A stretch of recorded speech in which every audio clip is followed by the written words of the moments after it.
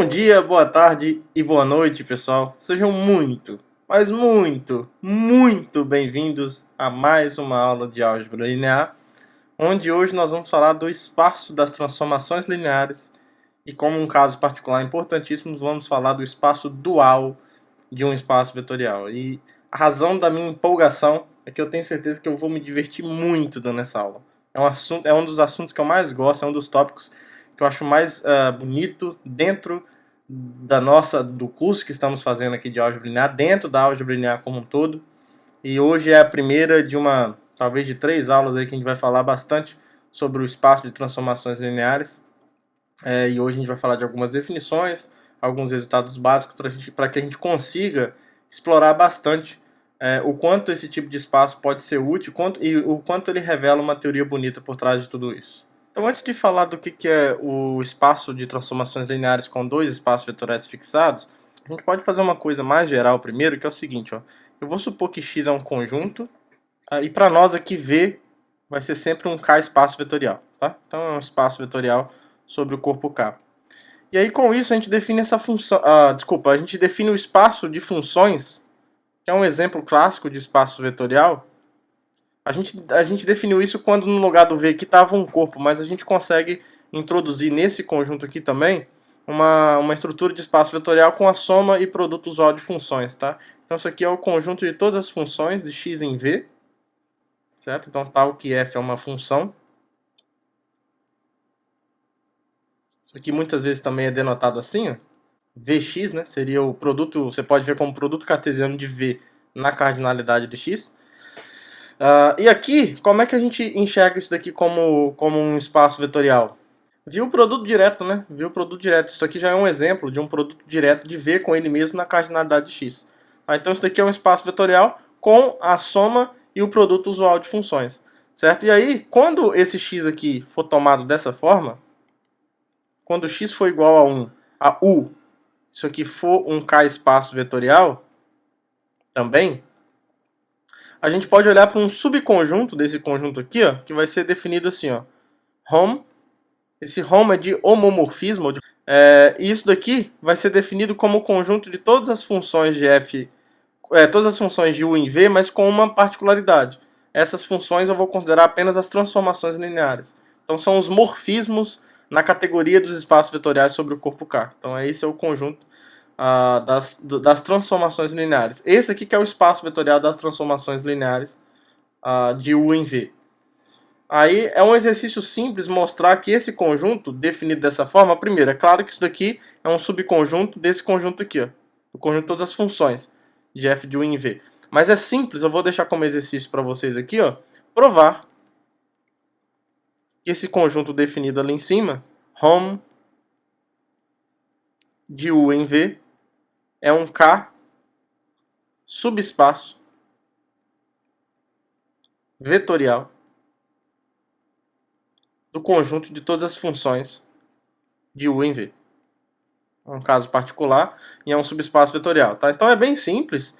Você tem que mostrar, por exemplo, que se eu tiver duas funções, se eu tiver duas transformações lineares, a função soma, que nada mais é do que isso daqui, né? Se você tem f e g aqui no Hom de U e V, a soma disso é definida assim, né? Lembra que a soma usual vai ser definida dessa forma. Eu vou pegar um U qualquer aqui e vou levar em quem? No F de U mais G de U, onde esse mais aqui é a soma em V. E o produto por escalar, se eu pegar, por exemplo, aqui se eu pegar aqui, ó, alfa pertencente ao K, lembra que o alfa F é definido assim, ó. É a mesma operação que está aqui no F e o V, né? Que nós já vimos, que eu já passei aqui para vocês anteriormente como um caso particular do produto direto, que nós já vimos. Então, isso daqui é a função que pega U e leva em alfa vezes o F de U, onde esse vezes aqui, ó, é o produto por escalar em V. Certo? F de U é um vetor em V, alfa é um elemento do corpo K, então está definido o que é esse produto por escalar em V. Tá, e aí, o que vocês precisam mostrar então é que a função nula, lembra que o zero desse espaço, desse subespaço, né, digamos o elemento neutro aqui, é a função nula. Certo? Isso daqui é a função que associa todo o vetor U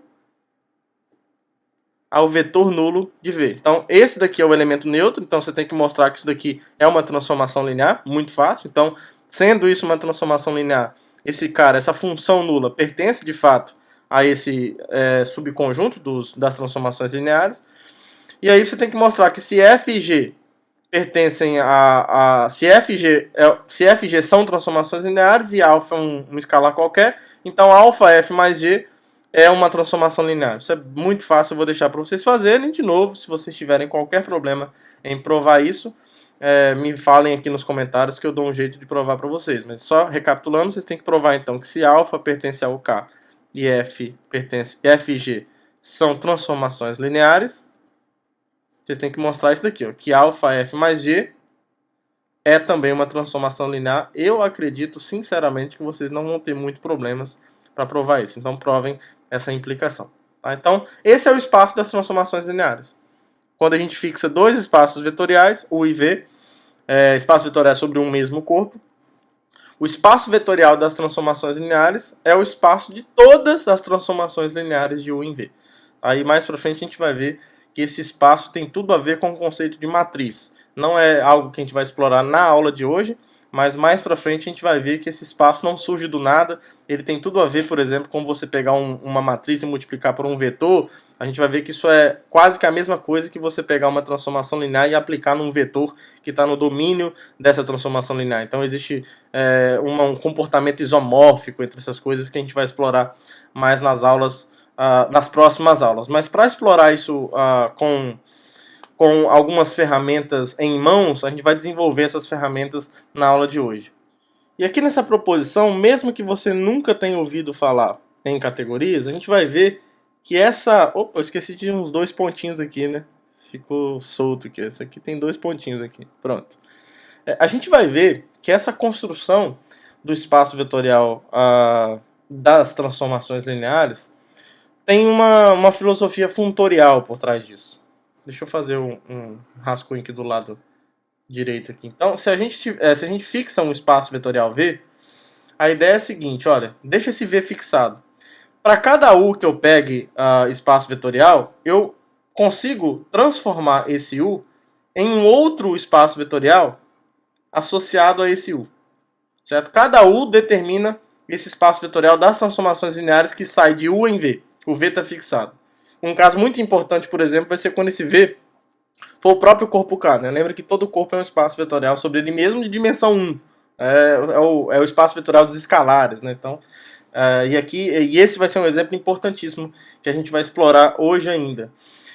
E aí, assim como cada, digamos, objeto induz um segundo objeto, né, esse home, essa filosofia do espaço, essa filosofia da transformação linear induz um outro espaço associado a esse U, a gente também consegue, para cada morfismo, ou para cada transformação linear, associar a essa transformação linear uma outra transformação linear associada, ou, na verdade, entre os objetos induzidos por cada um desses. Só que a gente vai ver que vai inverter a ordem dos objetos. Por exemplo, o espaço vetorial U é levado por essa aplicação, que se você está familiarizado com o contexto de categoria, seria um candidato a funtor, isso daqui. Esse U é associado ao espaço dos homomorfismos de U em V. E o U' está associado aos homomorfismos de U' até o V. Eu gostaria de, a partir desse F, produzir um morfismo entre os dois objetos que são induzidos por U e U'. Tá? Então a ideia é que a gente tem aqui ó, o U. Eita, ficou feio aqui. A gente tem aqui o U, a gente tem aqui o U', certo? E aqui eu tenho o morfismo F. E aqui eu tenho o morfismo F. O objeto induzido pelo U ó, é esse objeto aqui, certo? Hom do UV. E o objeto induzido por U' é esse objeto aqui, ó. Espaço vetorial das transformações lineares de U' até o V. E aí eu quero usar essa F, eu quero usar esse morfismo F entre U e U' e produzir um morfismo ou uma transformação linear entre essas duas coisas aqui. Tá? Então vamos supor que a gente quisesse agir o mais naturalmente possível, que é, se eu tenho um morfismo que sai de U para U', então a gente pode tentar produzir um morfismo ou uma transformação linear entre o objeto induzido por U e o objeto induzido por U' nessa ordem. Então para eu produzir uma transformação linear aqui, Antes de tudo, isso tem que ser uma função. Então eu teria que pegar um alfa aqui e usar esse alfa e o f para produzir um morfismo entre u' e v. A maneira mais natural de trabalhar com dois morfismos e produzir um terceiro morfismo é a composição. Nesse caso aqui, a composição de transformações lineares. Então assim, ó, eu tendo um alfa de u em v, eu gostaria de produzir um morfismo de u' para v, certo? Só que a gente não tem não parece ter uma maneira natural de fazer isso nessa ordem, porque, olha só, eu tenho o alfa aqui de u em v, eu tenho aqui o morfismo f de u para u', e eu gostaria de encontrar alguma coisa que seja induzida por f alfa, que sai do u' e vai para o v. Assim, mas se eu tenho duas transformações lineares arbitrárias, uma saindo de u para v e uma saindo de u para u', a princípio não é garantia que vai existir um morfismo de u' para v, que seja determinado por f alfa, de modo que esse diagrama comuta de alguma forma. Tá? Ou de alguma forma que f alfa induza esse morfismo. Então essa ordem aqui deixa a gente meio com as mãos amarradas, porque eu queria produzir esse morfismo de u' para v, mas assim, uma ideia que você poderia ter era inverter essa seta aqui e compor. Só que assim, você não sabe se esse f tem um isomorfismo. A gente não quer colocar essa hipótese porque isso é muito restritivo. A gente quer pegar uma transformação linear qualquer aqui e a partir dela induzir uma transformação entre esses dois espaços. Então essa ordem que eu escolhi não parece ser muito adequada. A gente pode tentar então inverter essa ordem. A gente pode ver se a gente consegue então algo que sai daqui de baixo e vai lá em cima. Então agora a gente teria o quê? O cenário muda um pouquinho, porque agora eu tenho o alfa. Se eu pegar um alfa aqui embaixo, já que agora eu vou inverter a ordem das coisas, eu pegaria um alfa aqui embaixo e quero levar ele aqui em cima. Quero levar a partir do alfa e do f, quero que o alfa e o f induzam um morfismo entre u e v, ou uma transformação linear entre u e v. Agora fica melhor, porque olha só, o alfa vai de u' para v, né? O alfa vai de u' para v. E o f vai de u para u'.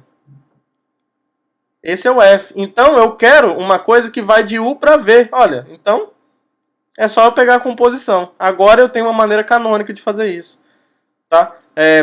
Nós já sabemos que a composição de duas transformações lineares ainda é uma transformação linear. Então se eu pegar aqui alfa bola f, se alfa e f são transformações lineares, alfa bola f eu já sei que é uma transformação linear. Tá? E já que alfa bola f vai ser uma transformação linear entre u e v, essa coisa aqui, ó, pertence a esse espaço das transformações lineares de u em v, que foi completamente induzida por esse f fixado e por esse alfa que está variando aqui arbitrariamente nesse espaço de morfismos. Então essa é a construção que a gente faz entre os dois objetos induzidos pelo objeto inicial. Tá? Então aqui, essa construção aqui a gente vai chamar de f estrela. Observe que nessa construção a gente precisou inverter a ordem das setas. Então, categoricamente falando, isso seria uma aplicação contravariante. Então é exatamente o que está escrito aqui. Tá? Então, só para explicar um pouquinho de onde que surgiu a ideia de construir esse morfismo, esse f estrela, surge exatamente dessa discussão que nós fizemos aqui ao lado. Então, nessa proposição, a gente vai mostrar o seguinte. A primeira coisa que a gente faz é fixar esse v arbitrariamente. O v está fixado. Aí, para cada transformação linear entre u e u', essa transformação linear entre u e u', nós vamos mostrar que isso induz uma transformação linear entre o espaço das transformações lineares entre u' e v e o espaço das transformações lineares de u e v, fazendo exatamente isso. Para cada alfa nesse espaço, a gente vai levar no alfa bola f que cai nesse espaço. Agora, isso aqui está bem definido. A gente acabou de provar que essa função f estrela está bem definida. E o que a gente vai mostrar, na verdade, é que essa função f estrela, além de estar bem definida como função, ela é uma transformação linear. Então, esse morfismo na categoria dos espaços vetoriais sobre o corpo K é levado nesse morfismo no espaço, na categoria dos espaços vetoriais sobre K também. Certo? Então, assim, a gente vai ter uma aplicação, pelo menos, na verdade, entre uma categoria e ela mesma. Seria um endomorfismo de categorias, para ser um pouco mais exato. E aí, a gente vai provar agora nos itens A e B que, de fato, essa construção é funtorial. Em qual sentido? Primeira coisa, o induzido do morfismo identidade aqui em cima é precisamente a identidade do objeto que está associado ao U. Então, a identidade U estrela é exatamente a identidade do homomorfismo do espaço de transformações entre U e V. Isso aqui é simples provar, porque olha só, se você coloca no lugar do F a identidade, você vai ter alfa bola identidade. A alfa bola identidade é o próprio alfa. Então você tem a função aqui que leva alfa em alfa. Essa é a função identidade desse espaço, que aqui no caso em que eu estou na identidade de U, aqui o U vai ser igual a U', né? E o F vai ser a identidade de U. Então, em ambos os espaços aqui vai ter U e V, e eu vou ter a função que leva alfa em alfa. Essa função é a identidade desse conjunto, desse espaço vetorial, na verdade. Tá? Então esse item A aqui é muito fácil. No item B, a gente vai mostrar que quando eu pego o induzido da composição, isso é precisamente a composição dos morfismos induzidos, das transformações lineares induzidas. Só que como essas coisas invertem a ordem das setas aqui, ó, observe que aqui sai de U para U', e aqui já sai do U' para o U, no objeto fixado, então isso vai inverter nessa ordem. O induzido da composição é a composição dos induzidos, mas na ordem contrária. Essa ordem contrária, esse item B, se você está familiarizado com isso, nos diz que esse funtor é contravariante, na verdade, porque ele inverte a ordem das setas.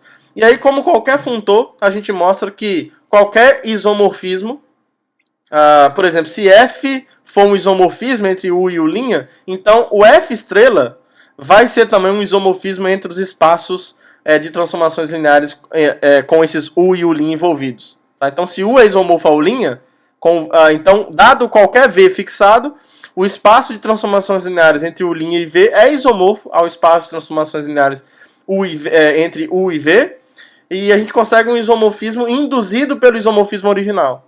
Tá? Tudo bem? Na verdade, esse item C vale para qualquer funtor, mas como a gente não está, eu não estou assumindo aqui que vocês conhecem teoria de categorias, eu vou provar isso aqui para vocês, tintim por tintim, mas a demonstração é a mesma para qualquer categoria. Tá? Apesar de eu estar falando em termos categóricos, vocês não precisam saber teoria de categorias para entender o enunciado desse resultado e a demonstração desse resultado. Tá? Eu só estou usando a linguagem categórica para provocar a curiosidade em vocês em procurar esses termos, enquanto eu não gravo aula sobre isso, procurar sobre esses termos no Google ou em alguns livros, que vale a pena você saber pelo menos a linguagem do que significa um funtor, o que é uma categoria, enfim, vale muito a pena vocês dedicarem algum tempo, pelo menos na compreensão desses termos que são básicos em teoria de categorias. Então vamos provar esse resultado. Bom, a primeira coisa que a gente tem que fazer então é provar que o F estrela é uma transformação linear, né? Então para provar isso eu vou pegar dois elementos quaisquer nesse espaço e um escalar qualquer e provar que F estrela preserva as operações. Então para fazer isso a gente faz de uma vez por todas assim, ó. Vou pegar um escalar qualquer, vou chamar de A, e vou pegar alfa e beta arbitrários aqui no espaço das transformações lineares entre U e V. Nosso objetivo é mostrar que F estrela, então assim, a gente quer mostrar que o F estrela de A alfa mais beta é a mesma coisa que o A F estrela de alfa mais o F estrela de beta. Essa é a pergunta que a gente quer responder se é verdadeiro ou não. E aí, aqui nesse contexto, a natureza intrínseca desses objetos, né, a natureza desses termos que a gente quer verificar se são iguais ou não, é de função. Eles são transformações lineares, então, para saber se duas transformações lineares são iguais, a gente tem que saber se as funções subjacentes ali são iguais. Certo? São funções de U em V. Então, eu tenho que verificar se essa função num certo U é igual a essa função nesse U para todo U. Tá? Então, por isso que a gente vai pegar um U arbitrário no espaço vetorial U e calcular e ver se dá a mesma coisa. A gente vai ver que é bem simples provar isso. Então, note que para todo U no espaço vetorial U, a gente tem o seguinte, ó, o F estrela, aqui é A, né? A alfa mais beta aplicado em U, então essa coisa aqui, né? Eu estou pegando isso tudo aqui e aplicando em U. Qual é a definição disso? Vamos lá. Isso é a composição do termo que está dentro, em quem eu estou aplicando o F estrela. Então, isso é a função que está aqui dentro, A alfa mais beta, certo? Composto com o quê? Com o F aplicado em U. aplicado em U. Então, o que eu estou fazendo aqui, para ficar mais preciso? Eu estou pegando essa função, a alfa mais beta, e estou aplicando no vetor f de U. Deixa eu tirar esse ponto aqui. Estou aplicando nesse vetor. Certo? E aí a gente usa as operações usuais para funções, no espaço vetorial de funções. O que isso daqui faz? Olha, por definição, a soma de duas funções no mesmo cara é a primeira função, que é a alfa, aplicada em f de U, somado com a segunda função aplicada nesse mesmo cidadão. Tudo bem? Só que a gente já sabe, por definição, que um escalar multiplicado por uma função é a mesma coisa que aplicado num certo vetor. Isso é o escalar multiplicado por essa função aplicada nesse exato vetor. Tudo bem? Mas aqui já apareceu, né? Beta bola f de U. Aí aqui o que é isso daqui? Ó? Isso aqui é exatamente a alfa bola f no U. Isso, mais o beta bola f de U. Que, de novo, por definição de soma e produto por escalar de funções, as usuais, isso é precisamente a função a alfa bola f somado com a função, aqui a soma usual de funções, beta bola f aplicado no U. Só que isso que está aqui dentro ó, é precisamente o A. O que é alfa bola f?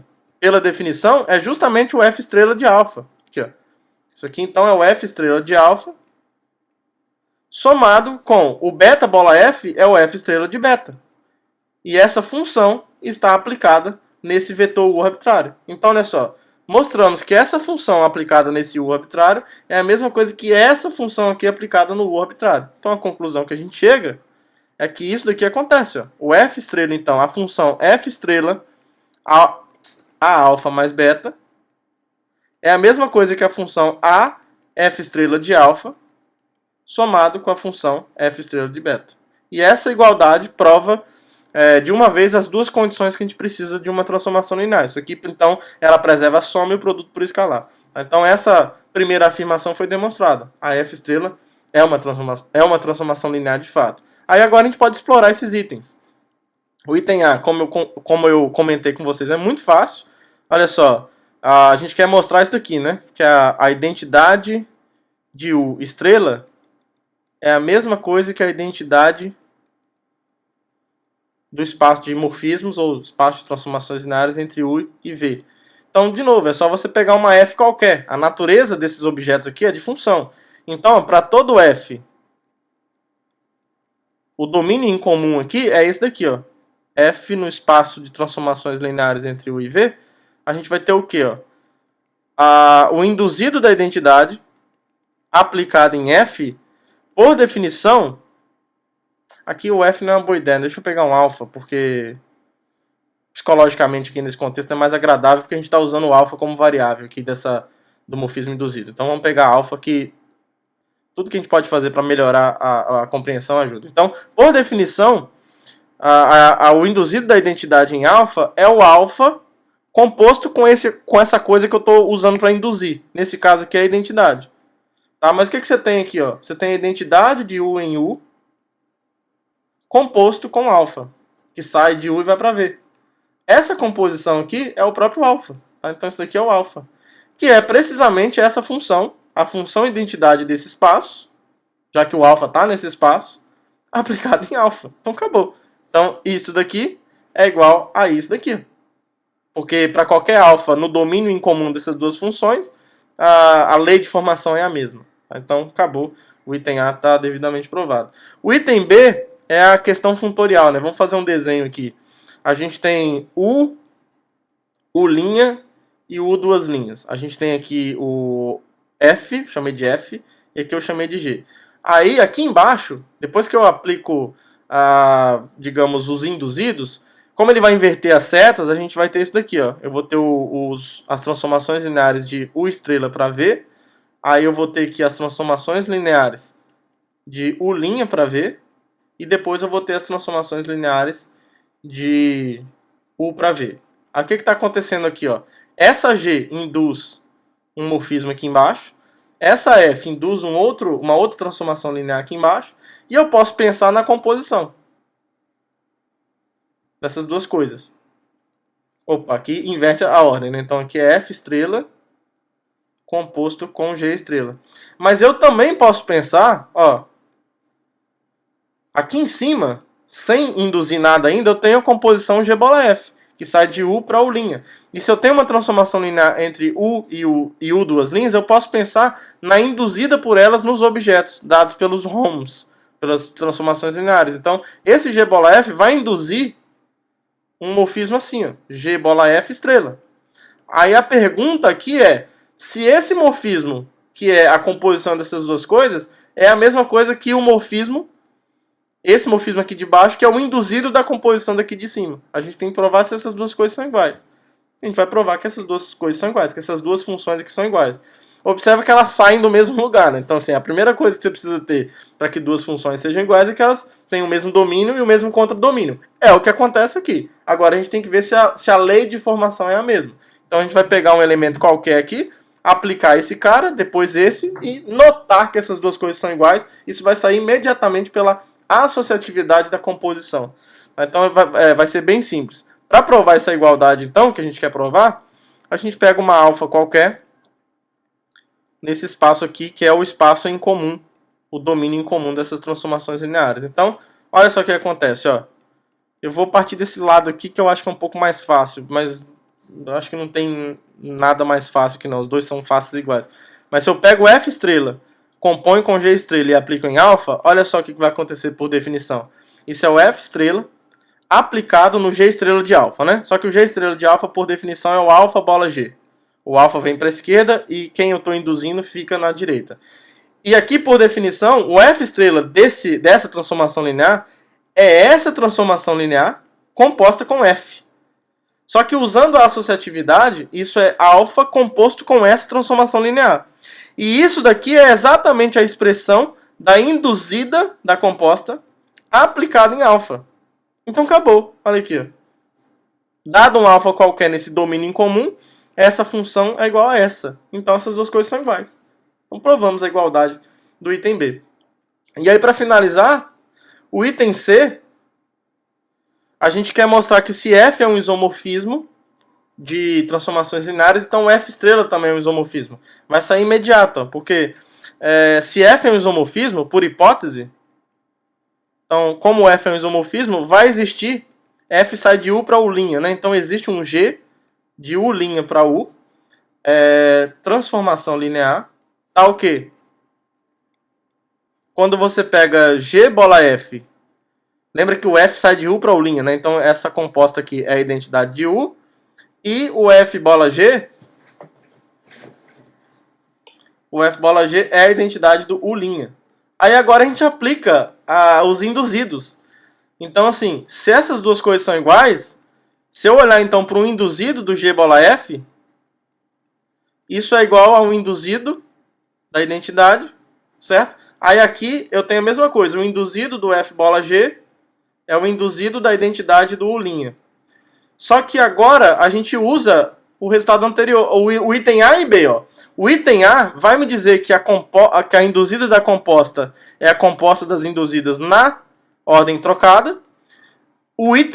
Isso o item B me diz, né? O item A me diz que a induzida da identidade é a identidade da induzida. Desculpa, é a identidade do objeto induzido, que nesse caso aqui é o objeto dado pelas transformações lineares de U em V. E aqui é a mesma coisa. Aqui vai inverter a ordem, então eu vou ter G estrela composto com F estrela. E aqui eu vou ter a identidade do espaço home U''V. Então, o que está acontecendo com isso? Essas duas igualdades, eu já sei, por exemplo, que F estrela e G estrela são transformações lineares. E essas duas igualdades aqui estão me dizendo, já que eu tenho as composições sendo a identidade dos objetos que F estrela e G estrela conectam, então essas duas igualdades estão me dizendo que F estrela é um isomorfismo e a inversa dele é precisamente esse G estrela. Tá? Então isso daqui prova, por exemplo, que o F estrela é um isomorfismo. É um isomorfismo de K linear, né? Fica mais rápido. Assim. É um isomorfismo de K espaços vetoriais, mas fica mais rápido escrever isomorfismo K linear e mais, né? Além disso, a inversa, que é uma propriedade funtorial, a inversa do induzido de F é precisamente o G, né? Ó, isso aqui é o G estrela, certo? Só que o G, por conta da hipótese, G é precisamente a inversa do morfismo F. Então o G é o F é menos 1. E aí o G estrela é o induzido do F é menos 1. Então olha só, a inversa do induzido é o induzido da inversa. Então a gente tem essa poesia que é válida e isso encerra a demonstração dessa proposição. Eu poderia até ter colocado aqui, né? Eu não sei se eu coloquei, mas uma coisa que vale a pena acrescentar no enunciado é o seguinte, ó. O F estrela é um isomorfismo linear e mais. A inversa dele, a inversa do induzido é o induzido da inversa. A gente provou isso, tá? Então, eu acrescentar isso aqui agora na tese, a gente não tem que provar mais nada porque tá aqui. A gente acabou de escrever aqui embaixo. Aonde aqui? Pronto. Então, vale a pena acrescentar esse adendo aqui no enunciado, porque é uma informação bastante relevante, né? Além de você ter um isomorfismo, a inversa do induzido é o induzido da inversa. Então, esse bom comportamento tem boas consequências pra gente lá na frente. E aí, como eu disse para vocês, tem um caso particular de espaço de transformações lineares que é muito importante, que é o que a gente chama de um espaço dual de um espaço vetorial, que é o caso específico em que a gente vai olhar para todas as transformações lineares que saem de um espaço vetorial e vão no corpo de base dele. Esse tipo de transformação linear até recebe um nome especial. A gente chama isso de funcional linear. Tá? Então, se a gente fixa aqui um espaço vetorial sobre K, sobre um corpo K, a gente vai denotar V estrela, que também, algumas vezes, dependendo do contexto, é denotado assim como um V-check. Aí depende aí do contexto, porque dependendo do contexto você usa o estrela para outra coisa, aí para não ter ambiguidade você usa esse V-check aqui, que é um símbolozinho bonitinho que você coloca como um sobrescrito aqui. Mas a gente vai usar mais o V estrela. No nosso contexto a gente não vai ter ambiguidades não, pelo menos até onde eu lembro. Então isso daqui é definido como sendo o espaço vetorial das transformações lineares de V em K. Então olha aqui, só para deixar claro, são as transformações lineares de V em K. A gente vai dar um nome especial para isso, a gente vai chamar esse espaço de espaço dual de V.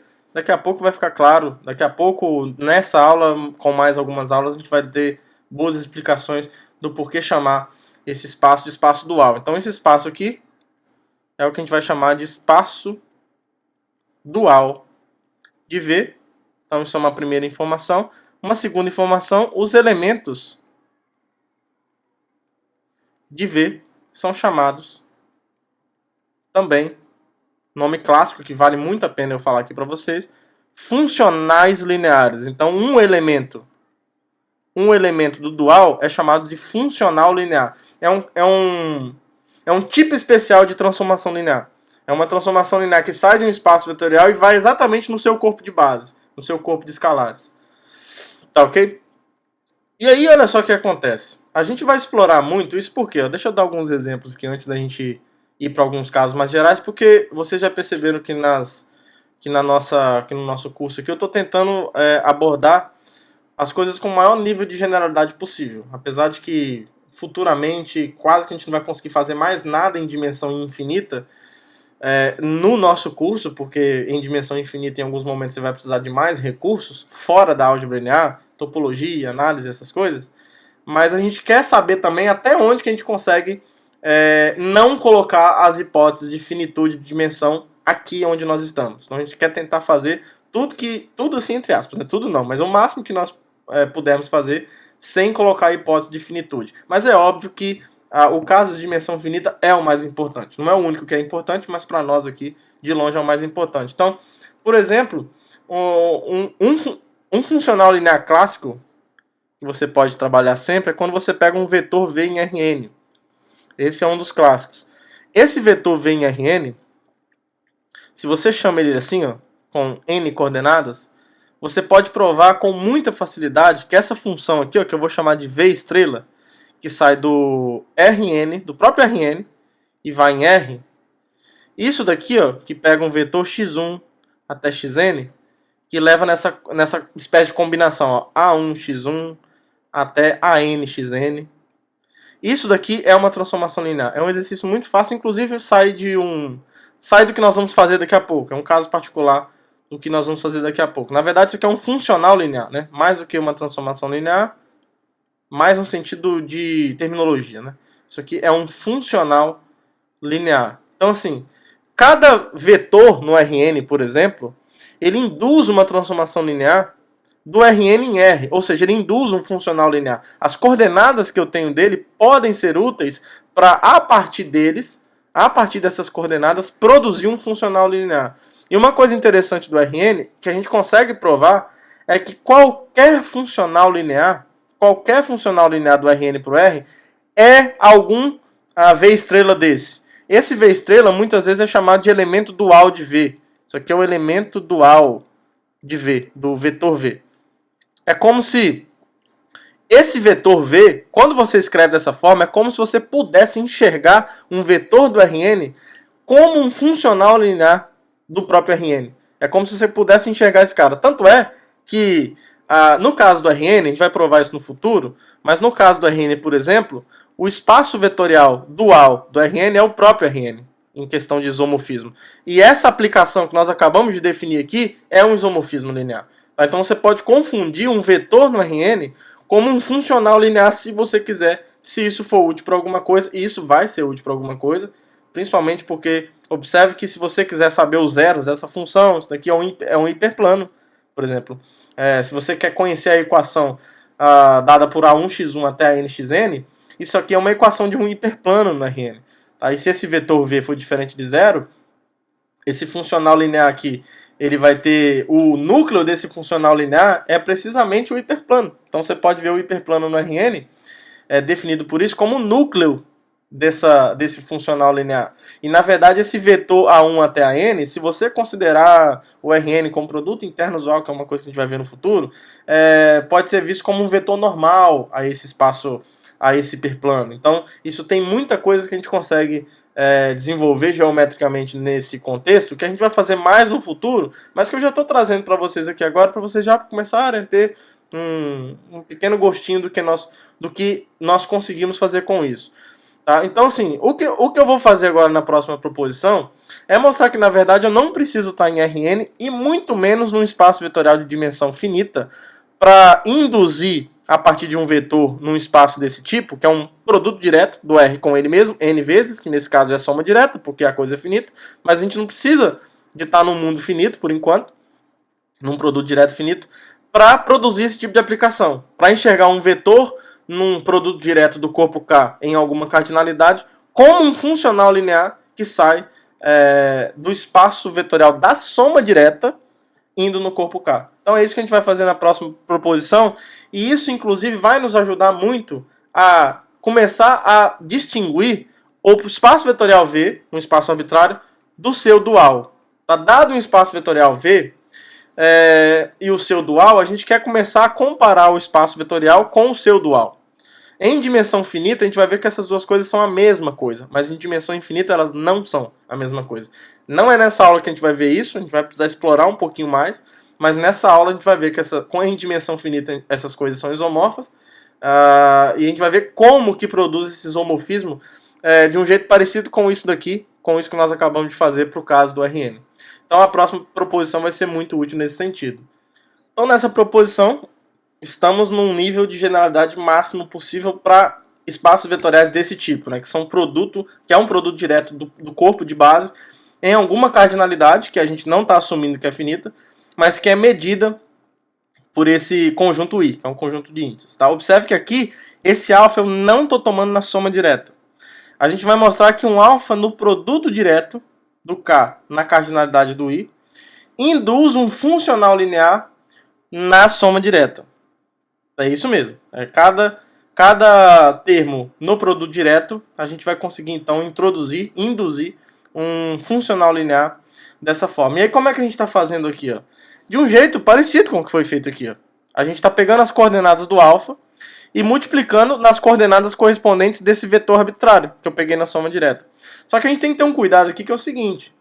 Diferente no caso do Rn ali, que eu sei que eu tenho n coordenadas, então isso é finito, então eu não preciso me preocupar se alfa 1x1 até alfa nxn é uma soma finita, porque assim, já está me dizendo que porque eu estou indexando por um conjunto que vai de 1 até n, esse conjunto é finito. Essa soma aqui, ó, ela está indexada a princípio num conjunto que eu não estou dizendo nada sobre ele ser finito ou não. Então, como eu estou num corpo e estou falando de uma soma de elementos num corpo indexados por um conjunto que não é finito a princípio, que pode não ser finito, a gente tem que ter certeza que isso daqui faz sentido dentro desse corpo. Porque dentro de um corpo, dentro de uma estrutura algébrica, a princípio a gente tem a operação de elementos, ela pode ser iterada um número finito de vezes. Porque quando a gente vai falar de soma infinita, na verdade a gente está falando de uma sequência de somas finitas e que nesse ambiente onde nós estamos, eu tenho alguma noção de convergência. E aí se eu puder falar do limite dessa sequência de somas finitas, a gente dá o nome a isso de soma infinita. Aí eu posso, se eu tiver uma noção de convergência, a gente pode tentar ver se a soma infinita faz sentido ou não. Mas não é o nosso caso aqui. A gente não tem topologia, a gente não tem nada aqui. A gente só está na álgebra da coisa mesmo. Então a gente tem que dar um sentido para essa soma. Só que essa é a razão pela qual os betas, né, o beta aqui, foi tomado na soma direta. Porque se eu trabalho na soma direta, eu tenho certeza que eu tenho apenas um número finito, de índices i para os quais o beta i é diferente de zero. Então é exatamente nesse conjunto, que é o que a gente chama de suporte, se eu chamar isso aqui de beta então, que vai ajudar na descrição, isso daqui a gente define precisamente como sendo a soma, na verdade, quando o i varia no suporte do beta. Que é finito, porque eu estou trabalhando na soma direta. Agora isso faz sentido, como um elemento do corpo K. Agora faz sentido. Tá? Agora, por que a gente usa essa notação? Porque ela é muito, confortável. Porque assim, fora do suporte de beta, os beta aí são iguais a zero. Então o que você vai estar fazendo aqui heuristicamente é somando zero. Tá? Então a gente não precisa ficar carregando essa notação do suporte de beta toda hora. A gente pode definir essa notação como significando isso. Agora, essa notação aqui é mais agradável do que essa. Ela é mais sugestiva. Tanto é que no caso finito, se o i for finito, aí pode ser o próprio i mesmo. Pode ser o próprio i, porque o i já é finito, então essa soma já vai estar bem definida como alguém do corpo K. Tá? Então, assim, agora sim essa função está bem definida, com esse sentido que nós demos para essa notação. E nós vamos provar que, na verdade, essa função, que é o caso generalizado daquilo que eu apresentei para vocês no exemplo anterior, essa função é um funcional linear. Ou seja, é uma transformação linear. É um funcional linear, porque o espaço vetorial que está no conta domina o próprio corpo K, né? Então, isso é tudo que a gente tem que fazer, que é provar que isso é uma transformação linear. Porque que é um funcional linear é só porque é uma transformação linear cujo espaço vetorial do contradomínio é o próprio corpo K. Então, é uma continha que a gente faz aqui. Simples. Como é que a gente vai fazer? Então, eu vou pegar dois elementos aqui quaisquer. Chamar aqui de beta igual a beta i. Essa sequência, né? Que está na soma direta. E vou pegar um outro cara, sei lá, gama. Vou pegar gama. Gama i com i pertencente a i. Então eu tenho que usar essa construção para mostrar que isso é um funcional linear. O que a gente vai fazer? Ah, tá. Eu já vou provar de uma vez logo. Então vamos pegar uma constante aqui no corpo K. Um escalar no corpo K. A gente vai mostrar então. Já vou começar a provar na tora. Ó. Vou mostrar então que a alfa estrela do A beta mais gama, a gente precisa mostrar. O que a gente precisa mostrar? Que o alfa estrela dessa coisa é a alfa estrela de beta mais alfa estrela de gama. Se a gente mostrar isso, acabou o nosso problema. Então vamos lá. Eu vou somar aqui dentro primeiro da soma direta, que é como que faz. Ó. Se eu estou multiplicando o A no beta I, isso é a soma do A, vou fazer devagar aqui. Ó. A beta I, I pertencente a I, mais a sequência gama I, I pertencente a I. Aí, vou somar aqui na soma direta. Então, é somar coordenada a coordenada mesmo. Vai ficar A, beta I, mais gama I. Tudo bem? E aqui com I variando em I. Agora, cheguei no formato desejável para poder aplicar a função alfa estrela. Eu tenho aqui explicitamente quais são os termos dessa sequência. Então, pela definição, isso é a soma com I variando em I da iésima coordenada do alfa I com a iésima coordenada do cara que eu estou aplicando, que é A beta I mais gama I. Certo? E isso daqui, por sua vez, vai ser o quê? Ó? Isso, por sua vez, é a soma pela definição, com o I variando no suporte do A beta mais gama, alfa I é A beta I mais gama I, certo? Aí, por contas que nós já fizemos anteriormente, a gente já sabe, por exemplo, que o suporte de A beta mais gama está contido aqui, ó, na união do suporte de beta com o suporte de gama, tá? Então a gente vai usar essa união aí para poder trabalhar bonitinho. O que a gente vai fazer então, ó?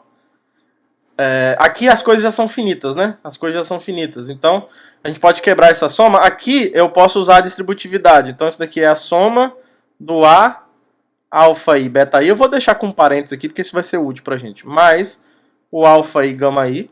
Então é essa soma inteira com o I variando nesse cara. Só que olha só, fora desse negócio aqui, os demais caras são iguais a zero, né? Então, já que isso daqui é um conjunto finito, isso aqui é finito, porque o suporte de beta é finito e o suporte de gama também é finito, eu posso trocar esse conjunto aqui embaixo, ao invés do suporte de A beta mais gama, eu posso colocar esse cara aqui, ó, suporte de beta, união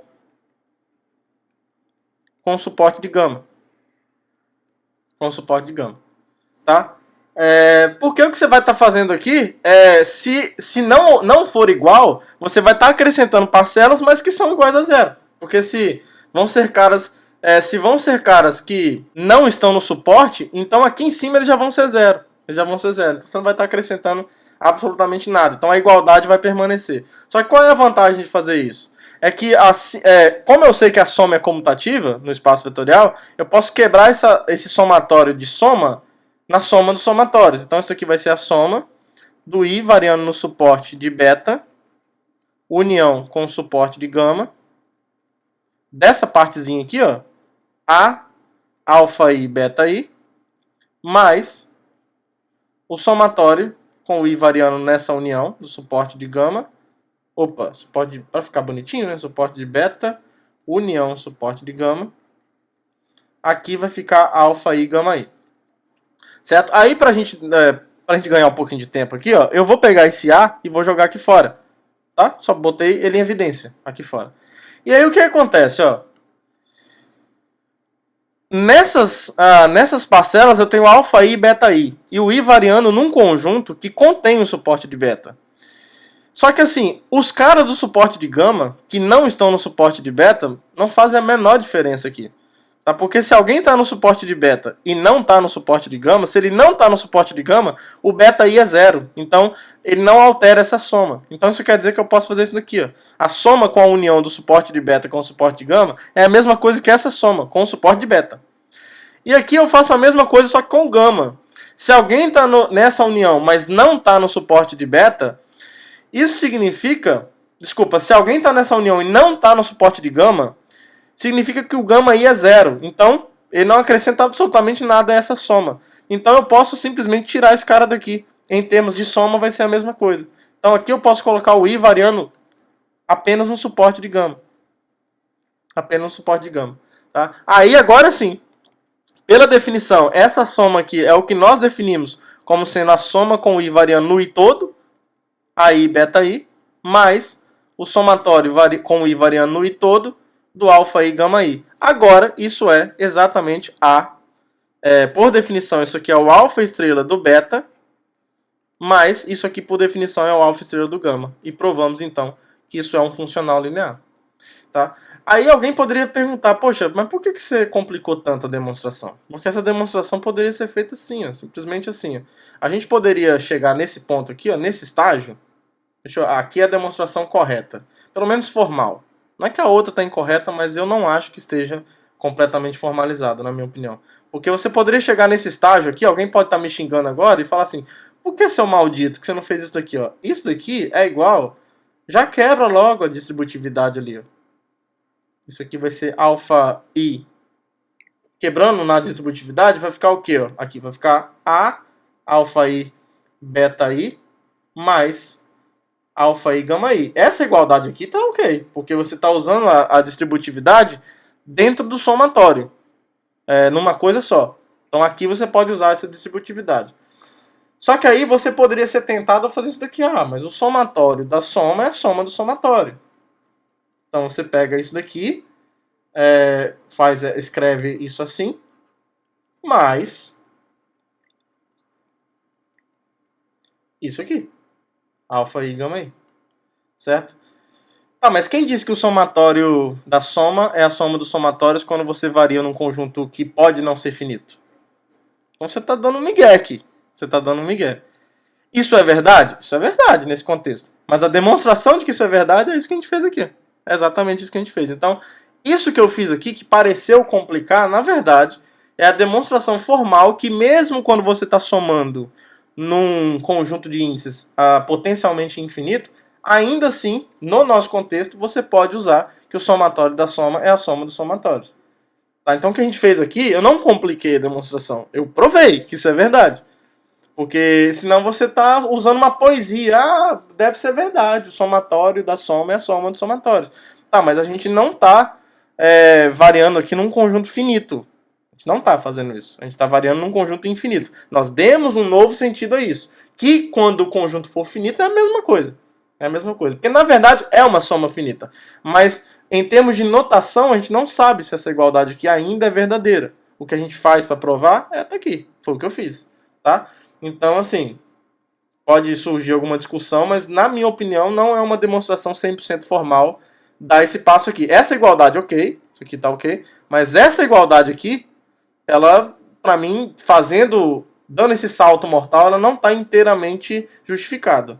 Pra mim, uma justificativa mais detalhada e mais formal dessa igualdade passa por isso daqui. Aí, uma vez que você provou isso daqui, aí agora nunca mais você precisa fazer isso. Tá variando um índice infinito aqui, ou potencialmente infinito, não tem problema. Nós provamos que continua valendo isso que nós esperávamos que fosse valer. Tá? Então, eu acho que eu não compliquei nada. A gente provou, na verdade, formalmente, que aquilo que a gente gostaria que fosse verdade, de fato, é verdadeiro. Então, recapitulando, cada vetor no produto direto induz um funcional linear na soma direta. Isso para nós vai ser muito útil para a gente poder dar uma descrição do dual agora.